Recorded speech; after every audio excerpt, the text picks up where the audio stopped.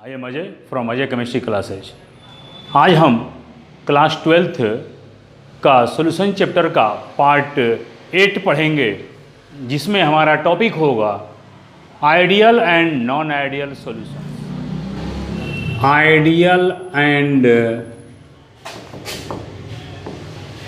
Non ideal solutions. Ideal यानी आदर्श एवं अनादर्श घोल। आदर्श एवं अनादर्श घोल ये जो है, जैसे राउल्ट लॉ के आधार पर द्रव द्रव घोल को दो वर्गों में बांटा जाता है। राउल्ट लॉ के आधार पर, राउल्ट्स लॉ के आधार पर जो द्रव द्रव घोल होता है, यानी लिक्विड जो घोल होता है, इसका मतलब कि घुल्य भी लिक्विड और घोलक भी लिक्विड। तो राउल्ट लॉ के आधार पर ऐसे घोल जिसमें घुल्य भी द्रव और घोलक भी द्रव होते हैं, ऐसे घोल को दो वर्गों में बांटा जाता है, ideal and non ideal solution. Ideal solution और नॉन आइडियल सॉल्यूशन। तो हम सबसे पहले पढ़ेंगे क्या? Ideal solution. यहां पर ये ध्यान देंगे कि राउल्ट लॉ के आधार पर द्रव द्रव घोल को दो वर्गों में बांटा जाता है, यानी दो प्रकार के घोल में, आइडियल घोल और नॉन आइडियल घोल। अब राउल्ट लॉ आपको पढ़ाए हैं। राउल्ट लॉ जो है आपका क्या है? पी ए इक्वल टू क्या होता है?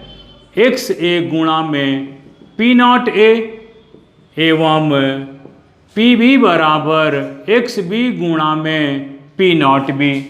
ये जो है आपका, ये राउल्ट का नियम है। ये राउल्ट लॉ के अनुसार ये ए क्या ए, ये जो ए है ये मान लीजिए घोलक है, बी घुल्य है।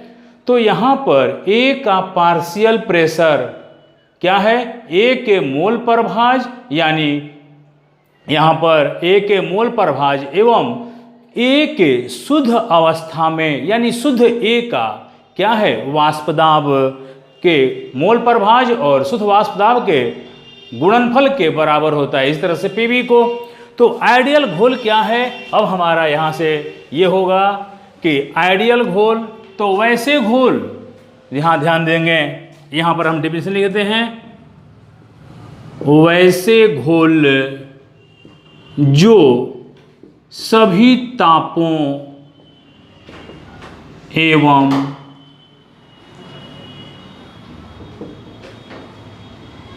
सांद्रणों पर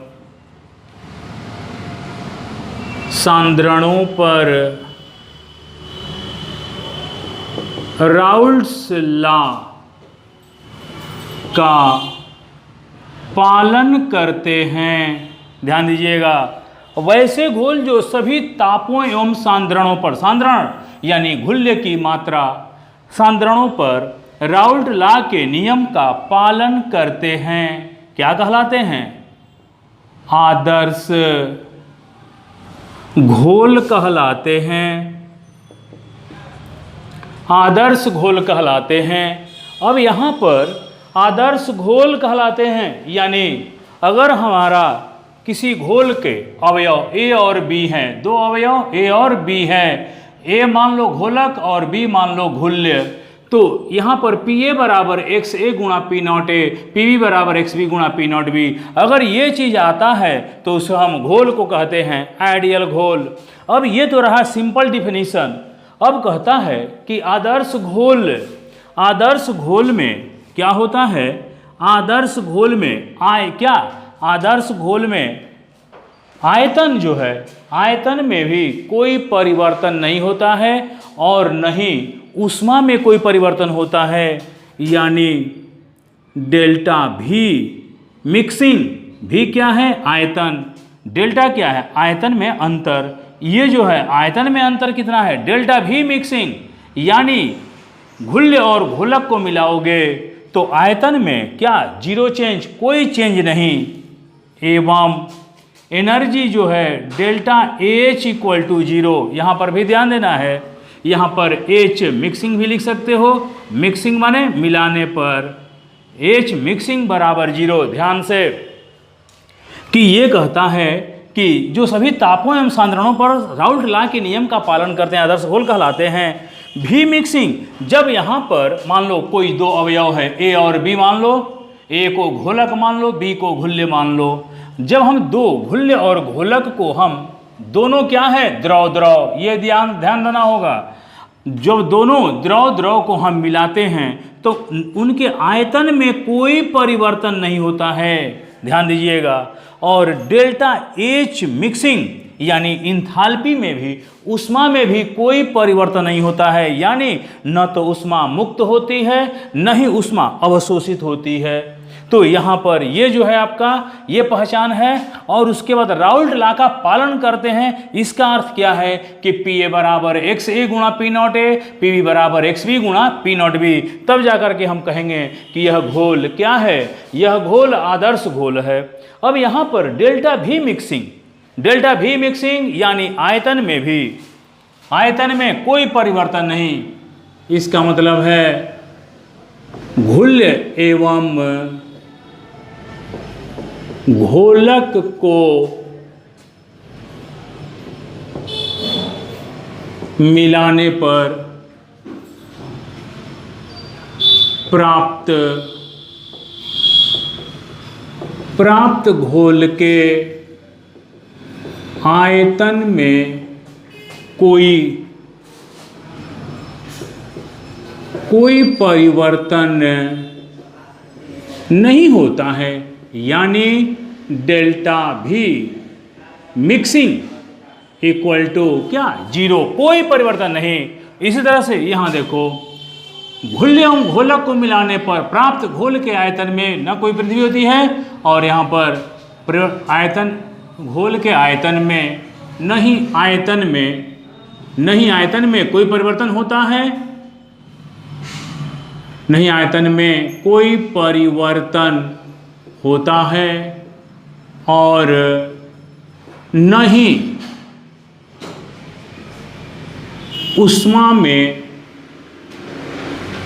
कोई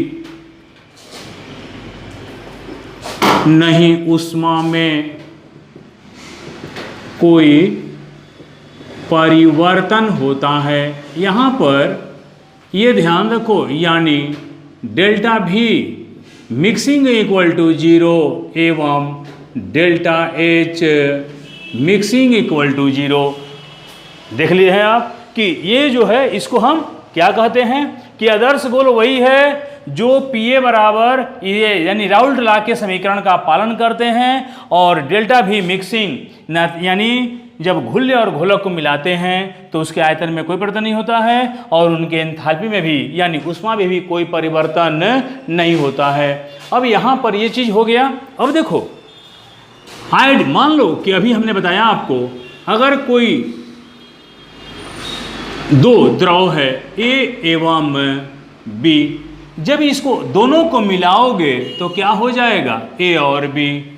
यहाँ पर ध्यान देना है, मान लो ये घोलक है और ये घुल्य है, जब दोनों को मिला दिए तो क्या बन गया घोल हो गया। अब देखो यहाँ पर आइडियल घोल में होता क्या है कि घोल यानी घोलक और घुल्य दोनों में जो बंध बनेगा, ध्यान दीजिएगा, घोल के अवयवों के बीच वही बंध बनेगा जो शुद्ध घोलक ए एवं शुद्ध घुल्य बी के बीच बंध बनता है। ये ध्यान रखिए यहाँ पर कि जो मान लीजिए घोलक, फिर से एक बार, घोलक A है, घुल्य B है, दोनों को मिलाओगे दोनों द्रव को तो घोल बनेगा। अब यहाँ पर इस घोल में यानी घुल्लक और घुल्य के बीच में सेम वही बंध बनेगा जो कि शुद्ध घोलक A और A के बीच में तथा शुद्ध घुल्य B और B के बीच में बनता है।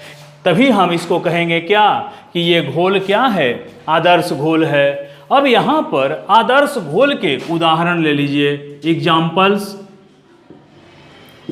ठीक है। यहाँ जैसे आप benzene plus toluene, benzene plus toluene, N hexane plus N heptane, chloro, short में लिख देते हैं सूत्र के माध्यम से, C6H5Br, C6H5Cl, फिर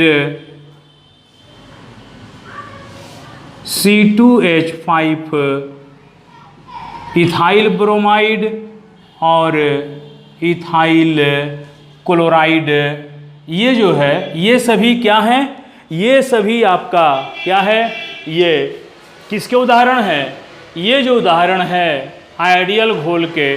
अब यहाँ पर जैसे ये कहता है कि आयतन में कोई परिवर्तन नहीं, जैसे मान लो बेंजीन और टॉलुइन एग्जाम्पल है ना, कोई भी एग्जाम्पल ले सकते हो। मान लो बेंजीन का या मान लो 100 ml और टॉलुइन का 100 ml अगर मिला देते हो तो टोटल कितना आयतन मिलेगा, बिल्कुल 200 ml आयतन मिलेगा, यानी डेल्टा V इक्वल टू 0, यानी आयतन में कोई परिवर्तन नहीं होगा। उसी तरह इंथाल्पी में भी कोई परिवर्तन नहीं होगा, यानी जितनी ऊष्मा घोल, यहाँ पर ये जो घोल में क्या है, घोलक और घुल्य, यानी जब घोलक में घुल्य को मिलाते हैं तो इनके ऊष्मा में भी कोई परिवर्तन नहीं होगा। ये चीज़ ध्यान रखिए, ठीक है। तो आप इसके बाद हम नॉन आइडियल घोल, अनादर्श घोल पढ़ेंगे। वह घोल जो राउल्ट के नियम का पालन नहीं करता है, अनादर्श घोल कहलाता है। वह घोल जो राउल्ट के नियम का पालन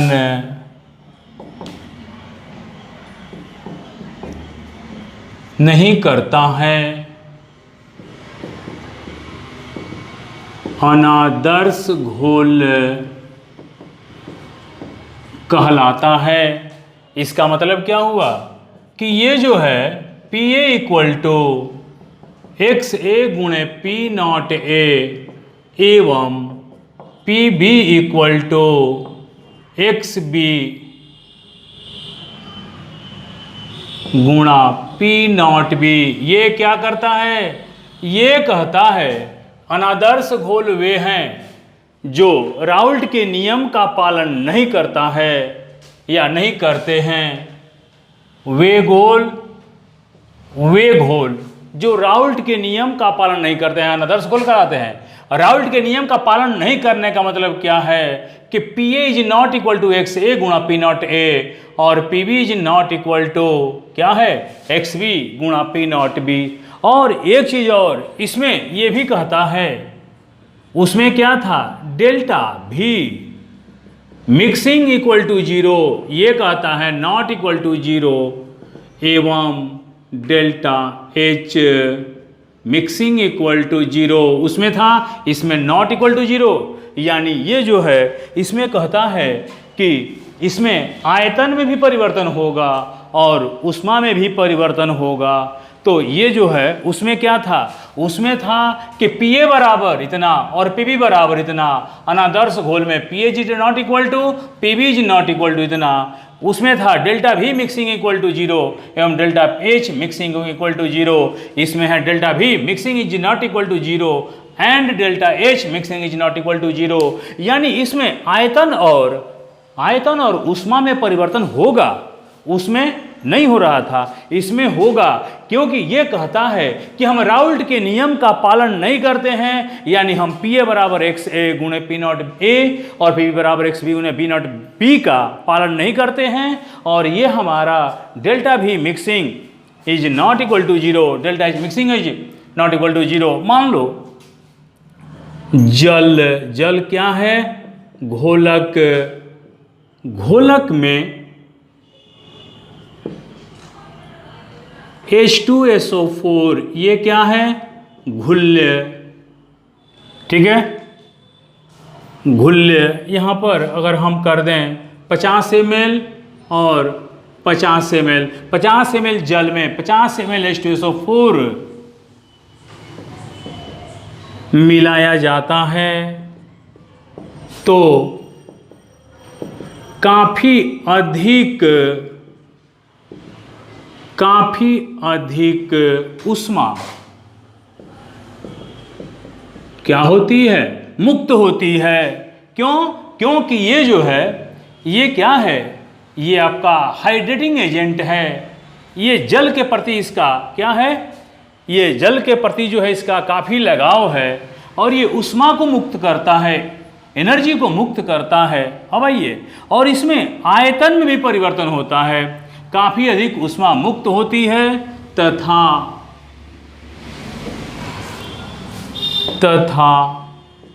आयतन में भी आंशिक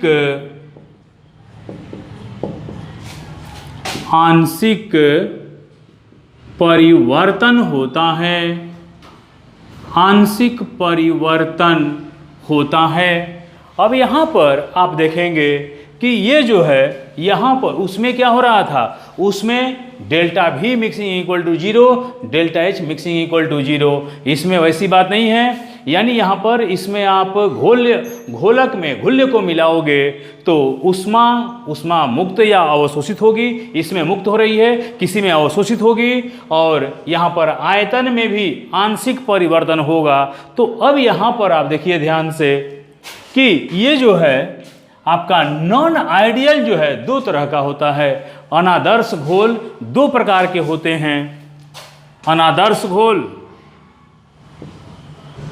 non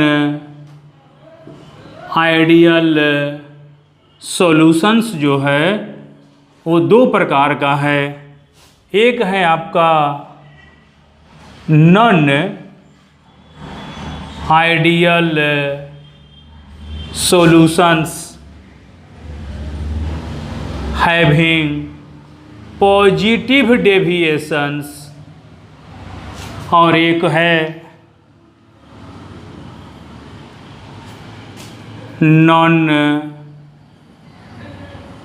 ideal solutions having negative deviations. ये कहता अनादर्श घोल जो हैं वो दो प्रकार के यानी इनको दो वर्गों में बांटा गया है। यानी वैसे अनादर्श घोल जिनका जो क्या दर्शाते हैं? धनात्मक विचलन दर्शाते हैं। वैसे अनादर्श घोल जो ऋणात्मक विचलन दर्शाते हैं। किससे दर्शाते हैं? राउल्ट्स लॉ से दर्शाते हैं।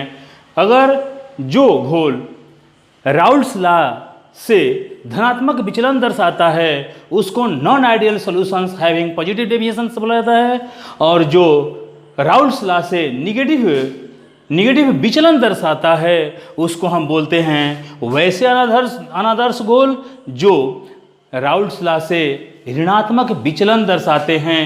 तो हम यहाँ पर नॉन आइडियल में दो तरह के पढ़ेंगे, ए और बी। तो हम ए में सबसे पहले हमारा ए में क्या होगा?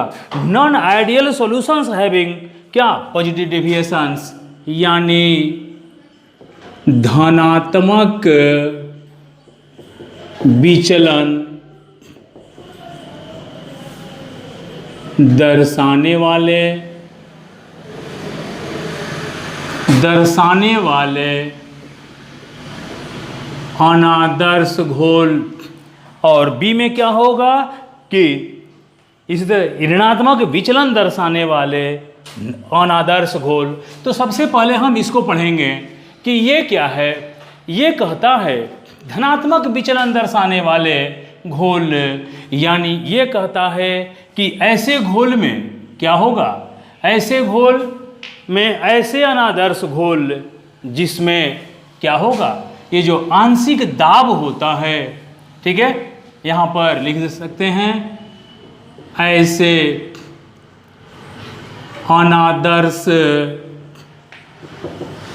अनादर्श घोल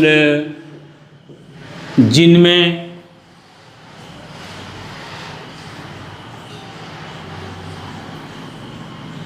अवयव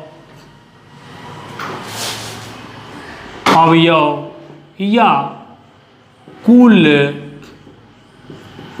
घोल का, या घोल भी लगा सकते हैं, कुल लगाने की जरूरत नहीं है, घोल का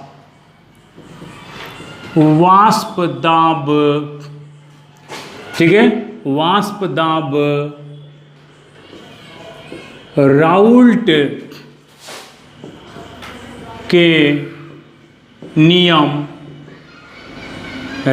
के नियम से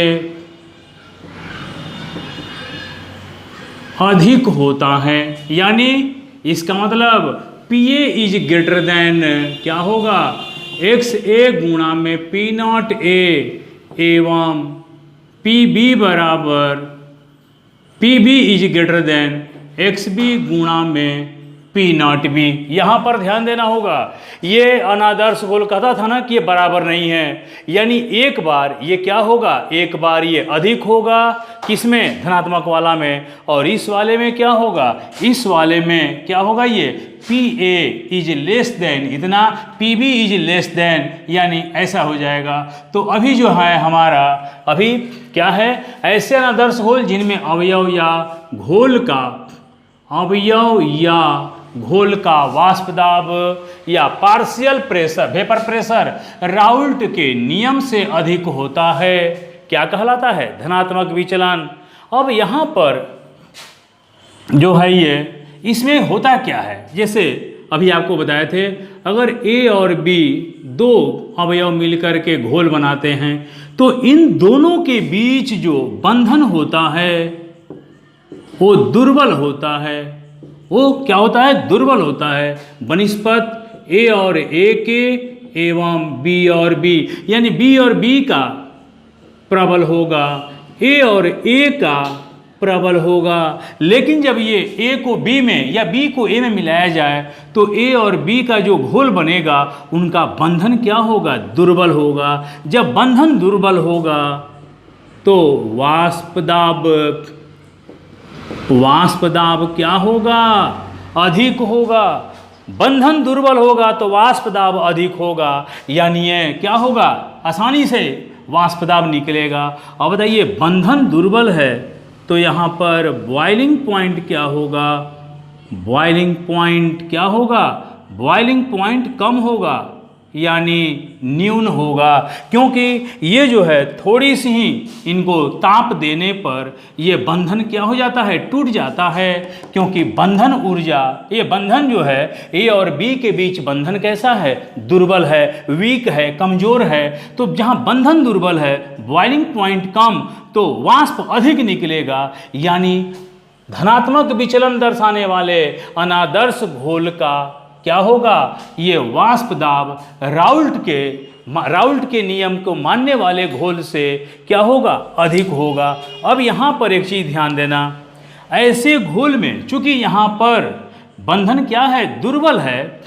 और एक चीज़ और, जैसे एग्जाम्पल के तौर पे हम लेते हैं, जैसे मान लो इथाइल अल्कोहल और एसीटोन CH3COCH3। अब यहाँ या साइक्लोहेक्सेन भी हम ले सकते हैं, ठीक है। अगर हम इसमें मिलाते हैं तो ये जो इनके अणु हैं ये आपस में हाइड्रोजन बंध के द्वारा जुड़ते चले जाते हैं, लेकिन जब इसको मिलाइएगा तो दो इथाइल अणुओं के बीच में ये एसीटोन आता है और हाइड्रोजन बंधन को तोड़ देता है। जब हाइड्रोजन बंधन को तोड़ देगा तब यहाँ पर क्या होगा, आपको ऊर्जा देनी पड़ेगी, यानी डेल्टा एच जो होता है वो कैसा होगा, पॉजिटिव, क्योंकि आपको ऊर्जा देनी पड़ेगी बंधन तोड़ने के लिए। इसमें बंधन टूटेगा और ऊर्जा आपको देनी पड़ेगी, तो डेल्टा एच पॉजिटिव। और एक चीज, इसमें डेल्टा भी जो है यानी आयतन में आंशिक वृद्धि होगी, यानी डेल्टा एच और डेल्टा बी दोनों का मान कैसा होगा, धनात्मक होगा। किसमें, नॉन आइडियल सॉल्यूशन में। तो यहाँ पर एक चीज आपको बताते हैं, ये जो है इसमें ऐसे घोल का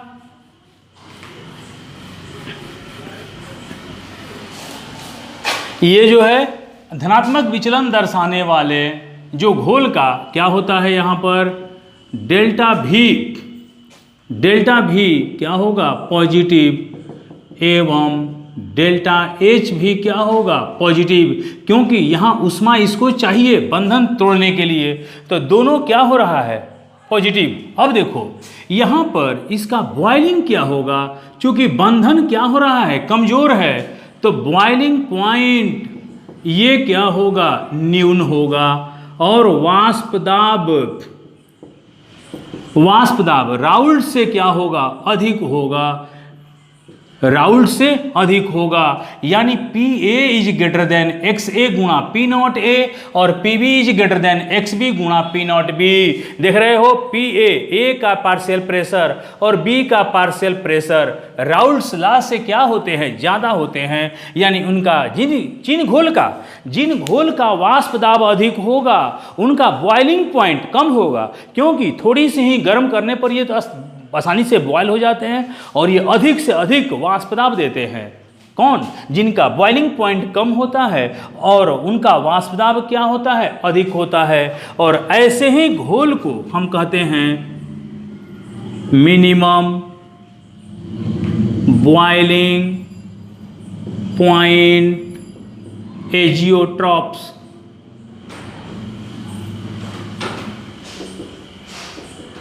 एजियोट्रॉप्स या इसको हम बोलते हैं एजियोट्रॉपिक मिक्सचर,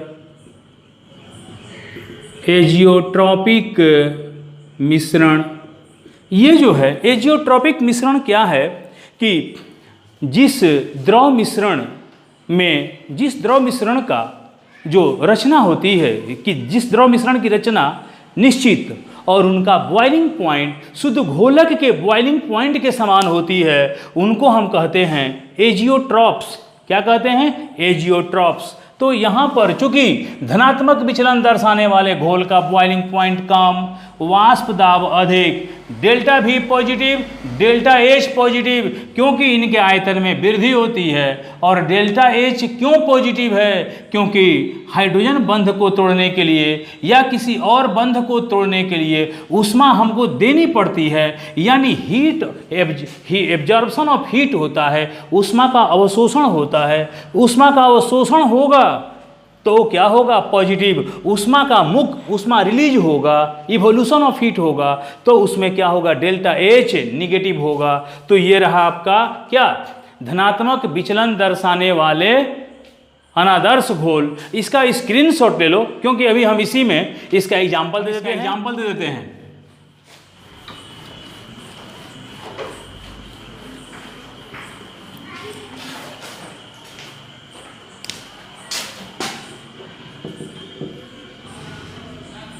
एग्जाम्पल्स में तुमने लिया उसमें क्या, C2H5OH प्लस एसीटोन CH3COCH3 या साइक्लोहेक्सेन भी हम ले सकते हैं। बी में जैसे आप ले सकते हैं एसीटोन प्लस कार्बन डाइसल्फाइड। सी में जैसे एसीटोन प्लस इथाइल अल्कोहल, जैसे एसीटोन प्लस बेंजीन भी ले। ये उदाहरण है किसका, धनात्मक विचलन दर्शाने वाले। उसके बाद तुम मिथाइल अल्कोहल और जल का मिश्रण कैसा है, ये जो है ये भी धनात्मक विचलन दर्शाने वाला, और इथाइल अल्कोहल प्लस जल का मिश्रण भी धनात्मक विचलन दर्शाने वाले अनादर्श घोल के उदाहरण हैं। तो इसका स्क्रीनशॉट ले लो। उसमें हम लोग क्या पढ़े थे? अनादर्श घोल दो प्रकार के, एक था ए में धनात्मक विचलन दर्शाने वाले अनादर्श घोल, और बी में हम पढ़ेंगे ऋणात्मक विचलन दर्शाने वाले अनादर्श घोल। कहाँ से ऋणात्मक विचलन? राउल्ट्स लॉ से ऋणात्मक विचलन चलेगा ये, यानी इसमें वाष्प दाब क्या होगा? राउल्ट्स लॉ से कम होगा, यानी PA is less than XA गुणा में P0 भी। याद रखना यहाँ पर इसमें क्या होगा? ऋणात्मक विचलन है, PA is less than XA गुणा में P0 A एवं PB is less than XB गुणा में P0 B। ये जो है, अब देखो यहाँ पर इसमें क्या होगा कि वह एक मिनट, और यहाँ पर एक चीज़ और जान जाओ कि डेल्टा V इक्वल टू जो है निगेटिव, और डेल्टा H ये भी होगा क्या? निगेटिव। अब देखो यहाँ पर वैसे घोल, वैसे अनादर्श घोल जो राउल्ट लॉ के नियम का पालन नहीं करते हैं, ये तो क्लियर है, चाहे धनात्मक विचलन या ऋणात्मक विचलन। अब आइए उसमें क्या था? उसमें था PA इज ग्रेटर देन और PB इज ग्रेटर देन। धनात्मक विचलन था क्योंकि वहाँ पर वाष्प दाब क्या था? अधिक था। राउल्ट्स लॉ से यहाँ पर वाष्प दाब जो है राउल्ट लॉ का अधिक है, और क्या है? ये जो अनादर्श घोल का क्या है? ऋणात्मक विचलन वाले का कम है यहाँ पर। यानी हम कह सकते हैं कि वैसे अनादर्श घोल जिनका वाष्प दाब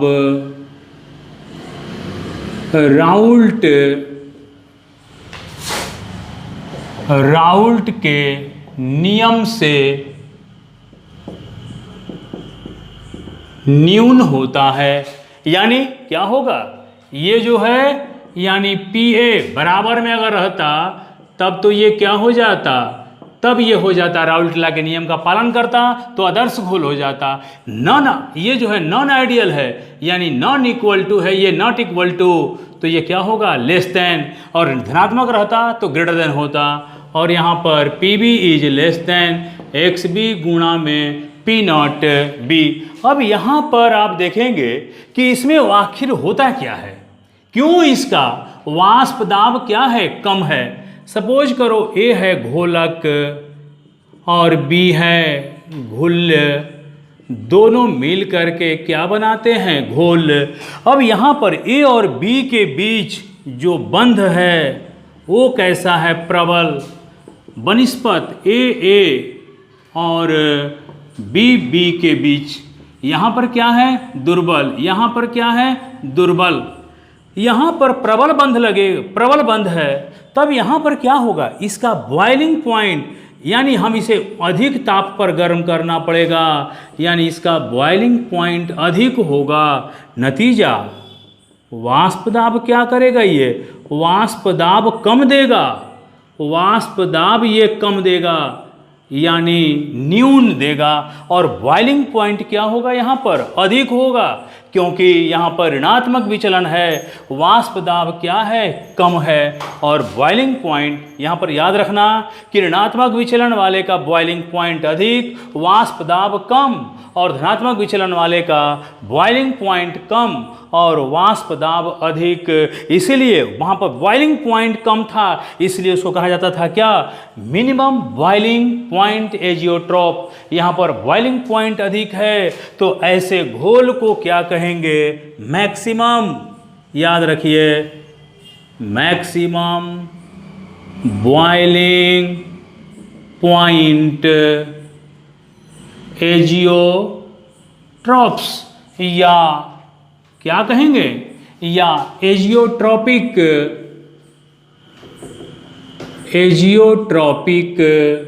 मिक्सचर, मिश्रण। ये जो है ये हमारा क्या? क्योंकि मैक्सिमम बॉइलिंग पॉइंट एजियोट्रॉप है और धनात्मक विचलन वाले में मिनिमम बॉइलिंग, क्योंकि वहाँ पर मिनिमम बॉइलिंग था तो वाष्प दाब अधिक था। यहाँ पर क्या है? यहाँ पर बॉइलिंग पॉइंट अधिक है तो वाष्प दाब क्या होगा? कम होगा। और ये जो है ये राउल्ट्स लॉ से कम वाष्प दाब देगा, लेकिन इसका बॉइलिंग पॉइंट अधिक होगा यहाँ पर। अब इसमें जैसे तुम एग्जाम्पल के तौर पर ले लो, जैसे क्लोरोफॉर्म उदाहरण में ले लो, CHCl3 और ये आप ले सकते हो इथाइल अल्कोहल C2H5OH। ये जो है आपका क्लोरोफॉर्म और इथाइल अल्कोहल। यहाँ पर ये इथाइल अल्कोहल नहीं, ये जो है यहाँ पर हम डाई इथाइल ईथर ले लेते हैं C2H5O C2H5। तो इसके बीच में क्या होगा कि यहाँ पर Cl और ये होगा H। अब यहाँ पर देखो ये जो है O है, O किसका है? O जो है ये C2H5 का और C2H। तो ये कौन सा बॉन्ड बन रहा है? H bond. ध्यान दीजिए, H बॉन्ड बनने के कारण क्या होगा? यहाँ पर बॉइलिंग पॉइंट बढ़ जाता है। बॉइलिंग पॉइंट क्या होगा? बॉइलिंग पॉइंट बढ़ जाता है। अब यहाँ पर ये जो है यहाँ क्या हो गया? बॉइलिंग पॉइंट बढ़ गया। नतीजा क्या होगा? बॉइलिंग पॉइंट बढ़ जाएगा तो वाष्प दाब क्या होगा? घट जाएगा। अब यहाँ पर आपका ये जो है इसके जैसे ये आपका लिखवाए हैं निगेटिव। क्यों निगेटिव? ये जो है इसके आयतन में घोल के, इसके मतलब घोल, ऐसे घोल के आयतन में आंशिक कमी यानी delta V equal to negative.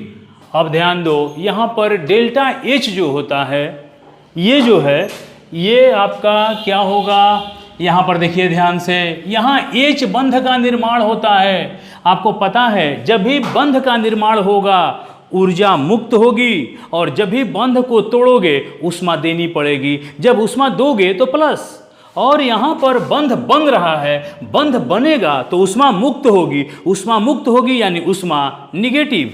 तो यहाँ पर ऐसे घोल के आयतन में आंशिक कमी यानी डेल्टा भी निगेटिव कमी होती। अब देखो यहाँ पर चूंकि इनमें